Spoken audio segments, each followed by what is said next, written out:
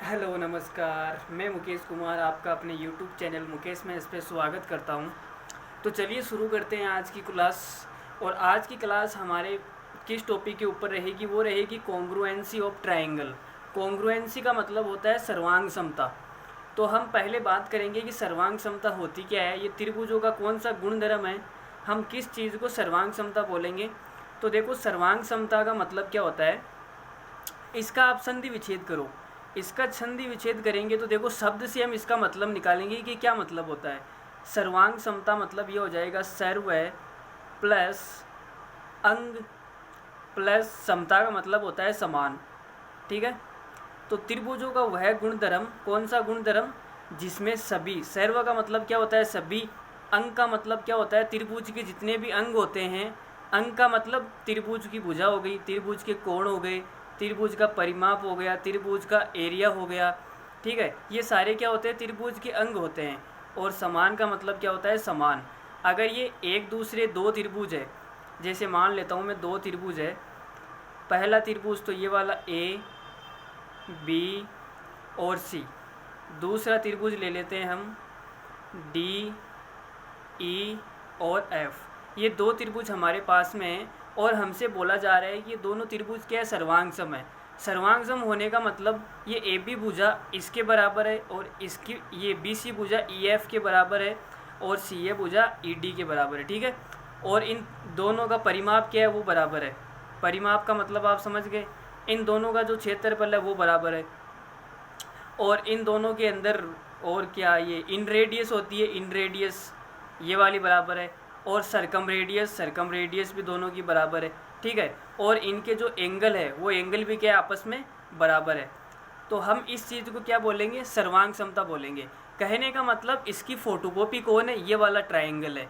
A B C की photocopy कौन है, डी ई एफ, उसे हम क्या बोलेंगे, सर्वांग समता। ठीक है। तो देखो, सर्वांग समता का चिन्ह क्या होता है और कैसे ये काम करती है और इसको सिद्ध करने के नियम कौन कौन से होते हैं, हम उसके ऊपर बात करते हैं। तो इसका पहले चिन्ह जान लो। अगर मैं बोलूँ ए बी सी, इसके सर्वांग सम है डी ई एफ के, तो इसका चिन्ह कौन सा होता है सर्वांग सम का, बराबर का साइन और उसके ऊपर एक सांप को लेटा दो। ये साइन किसका होता है, ये वाला साइन होता है सर्वांग समता का। ठीक है। बराबर का साइन, उसके ऊपर एक सांप, इसे हम क्या बोलेंगे, सर्वांग समता का क्या होता है, चिन्ह होता है। ठीक है। अब हम बात कर लेते हैं, चलो मैं लिख देता हूँ यहाँ पे सारी चीज़ें जो भी मैंने बोली है। मतलब ए बी भुजा किसके बराबर हो जाएगी। एक बात याद रखना, इसमें क्या होते हैं, संगत चीज़ें बराबर होती है। संगत का मतलब एक साइड की एक साइड, दूसरी साइड की दूसरी साइड। जैसे ए बी की संगत कौन है, ए बी की संगत ये वाली भुजा है। ए सी की संगत कौन है, ए सी की संगत ये वाली भुजा है। बी सी की संगत कौन है, ई एफ भुजा है। ठीक है। और ये एंगल है, इस एंगल की संगत कौन है, ये वाला एंगल है। इसके संगत कौन है, ये वाला एंगल है। तो इसमें संगत चीज़ें क्या होती है, बराबर होती है। ये नहीं कि आप बी को सी के इसके डी के बराबर कर दो, ऐसा नहीं होगा। ठीक है। तो देखो, अगर ए बी सी और डी ई सर्वांग सम है तो क्या क्या हो जाएगा, ए बी किसके बराबर हो जाएगी, डी ई के बराबर हो जाएगी। और ए सी किसके बराबर हो जाएगी, ये हो जाएगी डी एफ के बराबर हो जाएगी। और बी सी किसके बराबर हो जाएगी, वो हो जाएगी ई एफ के बराबर। ठीक है। और इनका जो एंगल ए है वो किसके बराबर हो जाएगा, एंगल डी के। और क्या क्या हो सकता है, एंगल जो बी है वो बराबर हो जाएगा एंगल ई के। और जो एंगल सी है वो बराबर हो जाएगा एंगल एफ के। और जो इन दोनों का एरिया है, एरिया को हम डेल से दर्शाते हैं, जो एरिया है वो बराबर हो जाएगा दूसरे ट्रायंगल के। दोनों का एरिया बराबर हो जाएगा। और दोनों का जो पेरीमीटर है, पेरीमीटर का बराबर परिमाप, तो इन दोनों का परिमाप बराबर हो जाएगा। और इन दोनों का जो सेमी पेरीमीटर है, सेमी पेरीमीटर भी क्या हो जाएगा, बराबर हो जाएगा। और क्या क्या चीज़ें बच गई इसमें। और इन दोनों की जो सरकम रेडियस है, सरकम रेडियस को हम किससे दर्शाते हैं, R1 बराबर R2। और जो इन दोनों की इन रेडियस है, अंत त्रिज्या, वो भी क्या हो जाएगी, बराबर हो जाएगी। और क्या बच गया, और कुछ बचा है क्या, सारी चीज़ें आ गई। और कुछ बचा है तो आप अपने हिसाब से लिख लेना। ठीक है। तो मैंने यहाँ पे सारी चीज़ें ऑलमोस्ट कवर कर दी है। अब हम जानते हैं कि सर्वांग समता सिद्ध करने के कितने नियम होते हैं। तो सर्वांग समता सिद्ध करने के 3 नियम होते हैं इस दुनिया के अंदर। पहला नियम, दूसरा नियम और तीसरा नियम। ठीक है। पहले नियम को हम बोलेंगे आस और दूसरे नियम को बोलेंगे सास, और तीसरा नियम होता है ट्रिपल एस। ठीक है, जब ज़िंदगी में सांस आ जाती है तो सारी आस क्या होती है, ख़त्म हो जाती है। ठीक है, तो अब हम बात करते हैं कि इनका मतलब क्या क्या होता है। ठीक है, इनको आप चाहे तो आप कंडीशन भी बोल सकते हैं कि सर्वांग क्षमता की क्या होती है, कंडीशन होती है। तो इसका मतलब क्या है, ए का मतलब मैं चलो एक को स्पेसिफाई कर देता हूँ। देखो यहाँ पे ए एस, यहाँ पे आप 1 नंबर लगा लो, इसके आगे डेस लगा के लिखो। ए का मतलब होता है एंगल, एंगल, दूसरे ए का मतलब भी एंगल, और तीसरे का मतलब है साइड। अगर किसी त्रिभुज के 2 एंगल, एक एंगल, दूसरा एंगल और एक भुजा, अगर ये तीनों चीज़ बराबर हो जाए तो हम ये बोल सकते हैं कि वो त्रिभुज आपस में क्या है, सर्वांग सम है। और सर्वांग सम है तो ये सारी चीज़ें क्या हो जाएगी, आपस में बराबर हो जाएगी, जो मैंने ऊपर लिखी है। ठीक है, जैसे मैं ले लेता हूँ, मैंने ले लिया ऊपर वाले त्रिभुज को, देखो ABC त्रिभुज और DE त्रिभुज। अगर मैं कहूँ कि मेरे पास में एंगल B एंगल E के बराबर है और एंगल C एंगल F के बराबर है, और इन दोनों कोणों को जो ये बनाने वाली जो साइड है ये भी क्या है, आपस में बराबर है, BC बराबर EF। ठीक है, तो ये हमारा क्या हो जाएगा, सर्वांग सम हो जाएगा। एंगल D बराबर क्या ले लिया, एंगल E, और एंगल D बराबर एंगल E नहीं आएगा, एंगल B बराबर आएगा।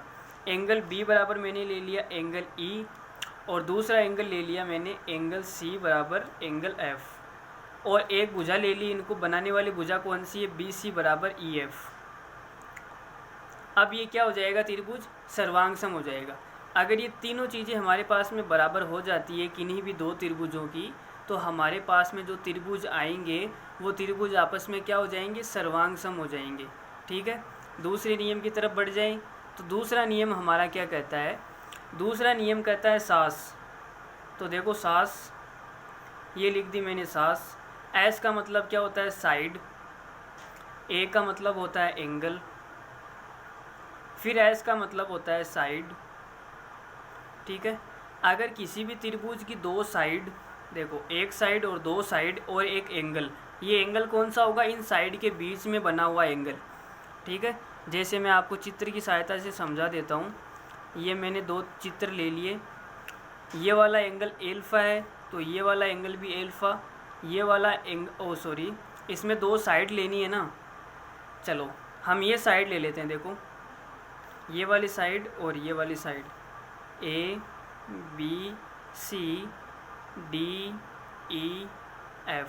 अगर इन दोनों त्रिभुजों की जो भुजा है AB बराबर DE, AB बराबर DE और AC बराबर DF, और इनके बीच में जो बनने वाला एंगल है, देखो AB और AC के बीच में बनने वाला एंगल एल्फ़ा, DE और EF के बीच में बनने वाला एंगल, अगर ये एंगल A बराबर एंगल D, अगर ये एंगल भी बराबर हो जाते हैं तो हम क्या बोलेंगे कि ये त्रिभुज के आपस में सर्वांग सम है। ठीक है, और सर्वांग सम है तो सारी चीज़ें आपस में क्या हो जाएगी, बराबर हो जाएगी। ठीक है, अब चलते हैं तीसरे नियम की तरफ। तो तीसरा नियम हमारा क्या बोलता है, तीसरा नियम है हमारा ट्रिपल एस। ट्रिपल एस, इसका मतलब होता है साइड, फिर साइड और फिर साइड। ठीक है, तीनों साइड, अगर किसी त्रिभुज की तीनों साइड बराबर है तो वो आपस में क्या हो जाएंगे, सर्वांग सम। ये वाली साइड इसके बराबर है, ये वाली इसके बराबर है, और ये वाली भुजा इसके बराबर है।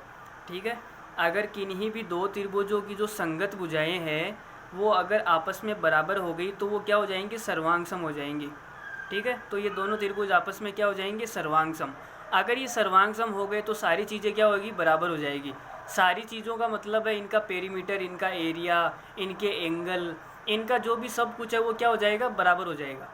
ठीक है, अब हम इन पे एक सवाल करते हैं। तो पहला ये आप अच्छा सा सवाल लिखो, ये हमारा एक छोटा सा सवाल है। ABC इज ए ट्रायंगल, कोई त्रिभुज आपको ABC दिया गया है। AD इज एंगल बाइसेक्टर, जिसके अंदर जो AD है वो क्या है, एंगल बाइसेक्टर है। एंड AB बराबर AC, इतना सा आपको दिया गया है।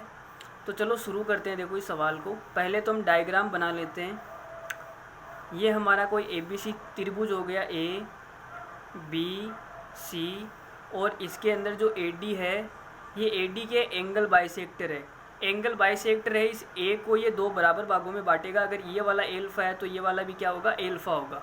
ठीक है भाई, एंगल बाइसेक्टर है तो सामने वाले कोण को क्या करेगा, दो बराबर भागों में बांटेगा। ठीक है, और सवाल में दिया गया है AB बराबर AC, ये वाली भुजा इसके बराबर दी गई है, इतना सा आपको कहा गया है, और इस सवाल में और कुछ भी नहीं करना। ठीक है, अब हम इसमें कुछ चीज़ें सिद्ध करते हैं। देखो, अगर मैं मान लूँ ये वाला त्रिभुज, देखो ABD और ये वाला त्रिभुज ADC, इन दोनों में मैं ले रहा हूँ। तो मैंने कहा त्रिभुज ABC व त्रिभुज AC और D में, इन दोनों त्रिभुजों को मैं क्या कर रहा हूँ, सर्वांग सम सिद्ध कर रहा हूँ। तो सर्वांग सम सिद्ध करने के क्या फ़ायदे अभी मैं आपको बताऊँगा। तो पहले ABC लिया है ना मैंने, देखो ABC, तो इसके अंदर आपको दिया गया है AB और इसकी AC बराबर है, तो ये क्या हो जाएगा, AB बराबर AC। ये सवाल में आपको क्या दिया गया है, बराबर है। इसके साइड में आप लिख लो गिवन है, क्या है, गिवन है। ठीक है, अब और क्या क्या दिया गया है, देखो एल्फा, एंगल A, इसको ये वाला एंगल एल्फा है, ये वाला भी एल्फा है, तो मतलब BAD आप लिख लो एंगल BAD बराबर एंगल CAD, एंगल CAD, और बराबर कितना दिया गया, एल्फा। ठीक है, और क्या बराबर हो सकता है भाई, और इसमें देखो इस वाले त्रिभुज में AD है और इस वाले त्रिभुज में भी AD है, मतलब AD बराबर AD हो जाएगा, तो ये हो जाएगा AD बराबर AD।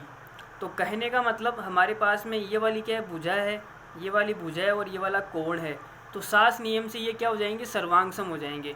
कौन सा नियम लगेगा, सास।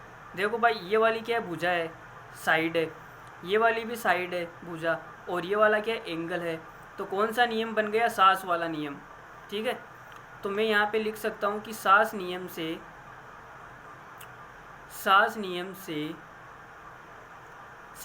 से ये दोनों त्रिभुज क्या हो गए, सर्वांग सम हो गए। त्रिभुज ABC सर्वांग सम है किसके, त्रिभुज ACD। ठीक है, अब अगर ये सर्वांग सम हो गए तो इनकी जो भी संगत चीज़ें हैं वो क्या होगी, आपस में बराबर होगी। ठीक है, संगत चीज़ों का मतलब जैसे कि ये वाला एंगल B है, तो ये एंगल B किसके बराबर होगा, एंगल C के बराबर होगा। मैं यहाँ पे लिख देता हूँ एंगल B बराबर एंगल C, और जो ये BD भुजा है इसकी CD के बराबर होगी, ये वाली भुजा इसके बराबर होगी, तो आप यहाँ पे लिख लो BD बराबर CD। और क्या बराबर होगा, और भाई सब कुछ बराबर होगा। ठीक है, लेकिन हमें इन दो की ज़रूरत पड़ेगी, तो हमने लिख लिया। और जो ये AD है, अब भाई दोनों सर्वांग सम है, तो ये AD क्या हो जाएगी, इसकी माध्यिका हो जाएगी। देखो भाई, ये एंगल बाइसेक्टर है, और अगर ये BD और CD बराबर है, इसका मतलब इस AD ने इन दोनों भुजाओं को आपस में बराबर बांट दिया। भाई ये बराबर हो गई ना, सामने वाली भुजा को दो बराबर भागों में बांट दिया, इसका मतलब ये क्या है, मीडियन हो गई। मीडियन का मतलब माध्यिका हो गई। ठीक है, और इस त्रिभुज की क्या हो गई, हाइट भी हो गई।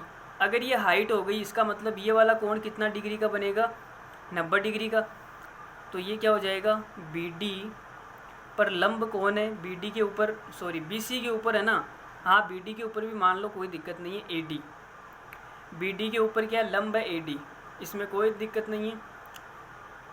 अब देखो, अब मैंने आपको पीछे एक सवाल करवाया था, उसमें मैंने आपसे क्या कहा था कि अगर कोई भी समद्विबाहु त्रिभुज दिया जाए और वो सामने वाली भुजा को क्या दो बराबर भागों में बांटे। कोई भी अगर समद्विबाहु त्रिभुज आपको दिया जाए और वो सामने वाली भुजा को दो बराबर भागों में बांटे, इसका मतलब वो क्या होता है, एंगल बाइसेक्टर होता है और वो लंबवत भी होता है। ठीक है, ये मैंने किसी पीछे कोई सवाल आया था, उसमें आपको मैंने ये बात बताई थी, और यहाँ पे मैंने आपको ये सर्वांग समता से सिद्ध भी करके बता दिया। ठीक है, अरे भाई कुछ याद आ रहा है क्या, पीछे पढ़ा हुआ आ रहा है तो कोई बात नहीं, अच्छी बात है, आना भी चाहिए। तो इतनी यहाँ तक क्लियर है सबको। इसमें अगर किसी को कोई डाउट है तो वो कुछ पूछ सकता है, कमेंट कर सकता है। कोई डाउट नहीं है, आगे बढ़ जाए अगले सवाल पे। अरे ये मैंने आपको इसलिए सिद्ध करवाई है ताकि आपको ये बात याद रहे, ये आगे काम आएगी। ये बात आगे क्या आएगी, काम आएगी। क्या काम आएगी जब आपको मैं समद्विबाहु त्रिभुज पढ़ाऊँगा, तब ये चीज़ काम आएगी। क्या काम आएगी मैं आपको वापस बता रहा हूँ, ढंग से सुनना। अगर कोई समद्विबाहु त्रिभुज आपको दिया जाए और उसके अंदर परपेंडिकुलर लंब खींचा जाए, तो वो सामने वाली भुजा को 2 बराबर भागों में बांटता है और वो एंगल बाइसेक्टर भी होता है। इसका मतलब वो ए को भी 2 बराबर भागों में बांटेगा, ठीक है। या फिर आप इसका उल्टा करना चाहो तो उल्टा भी कर सकते हो। उल्टा का मतलब, अगर कोई त्रिभुज आपको दिया गया है और वो परपेंडिकुलर एंगल बाइसेक्टर है और वो सामने वाली भुजा को 2 बराबर भागों में बांटता है, तो वो त्रिभुज कौन सा होता है? वो समद्विबाहु त्रिभुज होता है, ठीक है। तो आप कैसे भी देख लो, आपको ये चीज़ याद रखनी है, ये एक थ्योरम की तरह काम करेगी, ठीक है। तो चलो अगला सवाल करते हैं। और ये सवाल बहुत ही खूबसूरत है, बहुत अच्छा सवाल है, ठीक है। अगर मेरे से पढ़ा हुआ है तो ये सवाल ज़रूर आप कर दोगे, अगर नहीं पढ़ा हुआ है तो ये सवाल किसी से भी नहीं होगा, जहाँ तक मुझे लगता है। इतना अच्छा सवाल है, अब आप अंदाज़ा लगा सकते हो कि कितना बढ़िया सवाल होगा, ठीक है। तो चलो करने की कोशिश करो इस सवाल को। बहुत ही इम्पोर्टेंट सवाल है ये, और पहली बार में समझ में आए या नहीं आए उसकी कोई गारंटी नहीं है। तो इसको मैं आपसे पहले बोल देता हूँ कि बड़े आराम से समझना, ठीक है। बड़े ध्यान से समझना, बिल्कुल एकदम क्लियरली पहले बता रहा हूँ, बिल्कुल ध्यान से समझना। बढ़िया लेवल का सवाल है, अच्छा खासा सवाल है। देखो अब हम शुरू करते हैं। कोई त्रिभुज ABC दिया गया है, तो पहले हम चित्र बना लेते हैं। देखो ABC, ये मैंने बना दिया A और ये B और ये वाला C, ठीक है। बड़े आराम से समझाऊंगा, आराम से समझना। त्रिभुज ABC, आगे हमें दिया हुआ है एंगल C का डबल करेंगे तो एंगल B आएगा, ठीक है। तो मैं एक काम करता हूँ, एंगल C को एल्फ़ा मान लेता हूँ। तो मेरे पास में जो ये एंगल, ये कितना हो जाएगा? 2 एल्फ़ा हो जाएगा। भाई ये तो दिया हुआ है एंगल B बराबर 2 ऑफ एंगल C, मतलब एंगल C का डबल कौन है? एंगल B है। तो ये वाला अगर C है, C एल्फ़ा है, इसको एल्फ़ा मान लिया, ठीक है। तो ये कितना हो जाएगा? 2 एल्फ़ा। आगे हमें सवाल में दिया गया है एंगल बाइसेक्टर AD, और ये हमारा क्या है? एंगल बाइसेक्टर है। एंगल बाइसेक्टर का मतलब होता है वो कोण को 2 बराबर भागों में बांटेगा। और BE हमारा क्या है? एंगल बाइसेक्टर है। ये भी हमारा क्या है? Angle bisector. अगर ये भी एंगल बाइसेक्टर है और ये कोण 2 एल्फ़ा है, तो ये कितने कितने हो जाएंगे? ये वाला एल्फ़ा हो जाएगा और ये वाला भी एल्फ़ा हो जाएगा, ठीक है। और ये वाला एंगल बाइसेक्टर है, मतलब ये वाला कोण भी क्या हो जाएगा? दोनों बराबर हो जाएंगे। तो हम इसको बराबर मान लेते हैं, इसको मान लिया थीटा, तो ये भी कितना हो जाएगा? थीटा हो जाएगा, ठीक है। यहाँ तक किसी को कोई तकलीफ़ नहीं है, मैंने जो सवाल में बोला था वही लिखा है। और आगे हमें दिया हुआ है कि AB बराबर CD। देखो AB भुजा ये रही AB, और ये किसके बराबर है? CD के बराबर है। तो मैं यहाँ पे डबल लाइन कर देता हूँ। देखो CD किसके बराबर है? AB के बराबर है। कोई बात नहीं, ठीक है। आगे देखो, तो फाइंड एंगल ABC। अगर आपको एल्फ़ा का मान मिल गया तो आप B वाला एंगल निकाल लोगे आराम से, 2 एल्फ़ा। अब मुझे एल्फ़ा का मान निकालना है, तो भाई इसमें क्या दिमाग लगा सकता हूँ, आप ये देखो। तो पहले मैं आपको ये बता रहा हूँ, मैं किसी भी त्रिभुज को कॉन्ग्रुएंट करूँगा। कॉन्ग्रुएंट करने से उनकी सारी चीज़ें क्या हो जाएगी? बराबर हो जाएगी। अब मैं किस एंगल को बराबर करूँ?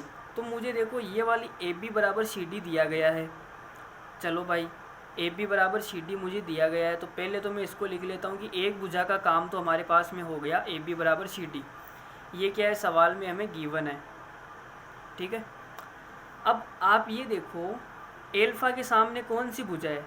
इस त्रिभुज की बात कर रहा हूँ मैं, BC और E की।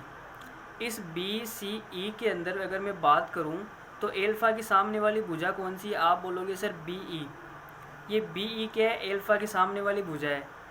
तो BE ये किसके बराबर होगी? अब आप इस त्रिभुज को देखो, ये वाला त्रिभुज देखो, BE और C, ये वाला त्रिभुज सबको दिख रहा है, BEC। इसमें एल्फ़ा के सामने वाली भुजा कौन सी है? CE। तो ये जो CE भुजा है ये किसके बराबर हो जाएगी? इस BE के बराबर हो जाएगी। किसके बराबर हो जाएगी? BE के बराबर। तो यहाँ पे मैं लिख देता हूँ कि जो भुजा CE है वो किसके बराबर हो जाएगी? BE के बराबर हो जाएगी। और ये कौन सी है? एल्फ़ा के सामने वाली भुजा है। भाई एल्फ़ा कोण समान है, तो इनके आम जो भुजाएं होगी इनके सामने की वो भी बराबर होगी। तो एल्फ़ा के सामने वाली साइड्स, ऐसा आप कोष्टक में लिख लो, एल्फ़ा के सामने वाली साइड्स ताकि आप दोबारा देखो तो आपको याद रहे कि सर ने कैसे किया था। एल्फ़ा के सामने वाली साइड्स। अब देखो कि मुझे दो भुजाएं बराबर मिल गई, एक तो ये वाली भुजा इसके बराबर और ये वाली भुजा इसके बराबर, दो भुजा बराबर मिल गई। अब मुझे एक चीज़ अगर और बराबर मिल जाए तो मेरा काम बन जाएगा। फिर क्या हो जाएगा, त्रिभुज सर्वांगसम हो जाएगा, कॉन्ग्रुएंट हो जाएगा। ठीक है, उसके बाद में हम जो भी निष्कर्ष निकालना होगा वो निकाल लेंगे। अब मुझे बताओ कि इस सी डी और सी ई से तो कोई त्रिभुज बन ही नहीं रहा है, तो मैं कौन से त्रिभुज को बराबर करूँगा भाई? भाई इस वाली साइड से और इस वाली साइड से तो त्रिभुज बन रहा है ए बी ई, तो हमारे पास में ये वाला त्रिभुज तो बन जाएगा ए बी ई। वह दूसरा कौन सा त्रिभुज लूँ मैं? इस वाली साइड से कोई त्रिभुज बन नहीं रहा है तो हम त्रिभुज बना देते हैं, घर की बात है। देखो अगर मैं इसको मिला दूँ, डी और ई पॉइंट को अगर मैं मिला दूँ तो मेरे पास में क्या बन जाएगा, त्रिभुज बन जाएगा डी ई सी। तो मैं बात कर रहा हूँ डी ई और सी की, इन दोनों त्रिभुजों की मैं बात कर रहा हूँ। कौन सा लिया मैंने? ए बी ई और सी ई डी, ये दोनों त्रिभुज मैंने ले लिए। अब इन्हें मैं क्या करूँगा, कॉन्ग्रुएंट करूँगा।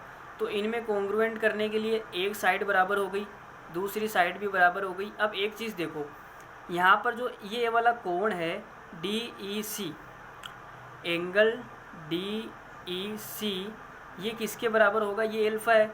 और इस वाले त्रिभुज में देखो एंगल ए बी ई, ये वाला क्या है? ये वाला भी एल्फ़ा है। तो एंगल ए बी ई, ये दोनों एंगल क्या है? एल्फ़ा एल्फ़ा है। तो कोण बराबर हो गया हमारे पास में। तो हमारे पास में दो भुजा और एक कोण, ये वाली क्या है? साइड, ये वाले भी साइड और ये वाला एंगल। तो कौन सा नियम लग गया इसमें? सास नियम लग गया। कौन सा नियम? सास नियम से ये क्या हो गए? सर्वांगसम हो गए। सास नियम से हो गए ये सर्वांगसम। तो मैं यहाँ पे लिख सकता हूँ कि त्रिभुज ए बी ई ये सर्वांगसम है त्रिभुज डी ई सी के। अब अगर ये सर्वांगसम हो गए तो इनकी सारी संगत चीज़ें क्या हो जाएगी? बराबर हो जाएगी। इनके संगत कोण बराबर होंगे, संगत भुजाएं बराबर होगी, सब कुछ बराबर होगा। ठीक है, अब यहाँ पे देखो कि ये वाली भुजा है इस बी के बराबर है, ये सी डी है इस ए बी के बराबर है। तो ये जो तीसरी भुजा बच गई ये डी ई, ये किसके बराबर होगी? इस ए बी में कौन सा भुजा बच गई? ये ए ई बच गई। देखो इस भुजा के बराबर होगी, ए ई के बराबर होगी। तो ये हो जाएगी ए ई बराबर डी ई। भाई सर्वांगसम है तो इनकी भुजाएं सारी क्या होगी? आपस में बराबर होगी। तो मैंने इनकी दो भुजाएं तो बराबर दे रखी थी और तीसरी को भी क्या कर दिया? बराबर कर दिया। अब यहाँ पे एक चीज़ समझना, अब मैं आपको डायग्राम की तरफ ले जा रहा हूँ, डायग्राम पर ध्यान देना। अगर ये वाली भुजा डी ई इस ए ई के बराबर है तो इस ए ई के सामने का एंगल कौन सा है मुझे बताओ? इस त्रिभुज में देखना आप, ये वाला त्रिभुज, इस त्रिभुज में देखना, कौन से में? ए डी ई में देखना। ठीक है, ये दोनों भुजाएं अगर बराबर है तो इनके आमने सामने के कोण भी क्या होंगे? बराबर होंगे। इस डी ई के सामने का कोण कौन सा है? थीटा। और इस ए ई के सामने का कोण कौन सा है? ये वाला। तो ये भी क्या हो जाएगा? थीटा हो जाएगा। ठीक है, अरे भाई थीटा होगा या नहीं होगा, समझ में आ रहा है? आगे बढ़ जाए, चलो आगे देखो। अब मुझे ये बताओ कि ये तो मैंने कर दिया, इस डी ई के सामने का कोण कौन सा है? डी ई के सामने का, आप इन दोनों त्रिभुज को देखना जो सर्वांगसम हुए हैं, ये सर्वांगसम वाले जो दोनों त्रिभुज हैं मैं इनकी बात कर रहा हूँ। अगर इस डी ई के सामने का कोण एल्फा है, ठीक है, और इस डी ई के संगत भुजा कौन सी है? ए ई के सामने का कोण ये भी एल्फा है। चलो जी कोई बात नहीं। अब ये सी ई है, ये सी ई किसके बराबर है? ये सी ई देखो बी ई के बराबर है, बी ई के बराबर है। तो बी ई के सामने का कोण क्या है? वो है 2 थीटा। भाई बी ई के सामने पूरा एंगल ए है, बी ई के सामने का कोण कौन सा है? पूरा एंगल ए। ये वाला थीटा, ये वाला थीटा, तो पूरा एंगल ए कितना हो जाएगा? 2 थीटा। तो बी ई के सामने का अगर कोण 2 थीटा है तो यहाँ पर बी ई किसके बराबर है? बी ई बराबर है सी ई के। तो सी ई के सामने का कोण भी क्या होगा? 2 थीटा होगा। भाई सर्वांगसम है ना, तो इनके संगत कोण क्या होंगे? बराबर होंगे। तो मैं बस वही काम कर रहा हूँ, इनके संगत कोण क्या कर रहा हूँ? बराबर कर रहा हूँ। अब ये वाला कोण 2 थीटा हो गया, ठीक है। अब अगर ये 2 थीटा हो गया तो आप इस त्रिभुज के अंदर देखना, ए बी और डी के अंदर देखो, इस त्रिभुज की बात कर रहा हूँ मैं। थोड़ा सा कॉम्प्लिकेटेड सवाल है लेकिन थोड़ा सा आप दिमाग से समझना, ए बी डी के अंदर बात कर रहा हूँ। तो चलो मैं दूसरा चित्र बना देता हूँ, यहाँ पे देखो समझने के लिए दूसरा चित्र बना देता हूँ। ए बी और ये वाला, और इस लाइन को थोड़ा सा, ये तो है ए, ये है बी, ये वाला डी, और ये पॉइंट है सी। और ये एंगल मुझे कितना दिया हुआ देखो, पूरा टोटल एंगल, ये थीटा, ये 2 थीटा, तो पूरा कितना हो जाएगा 3 थीटा, ठीक है। और ये वाला एंगल कितना है, ये भाई साहब थीटा है।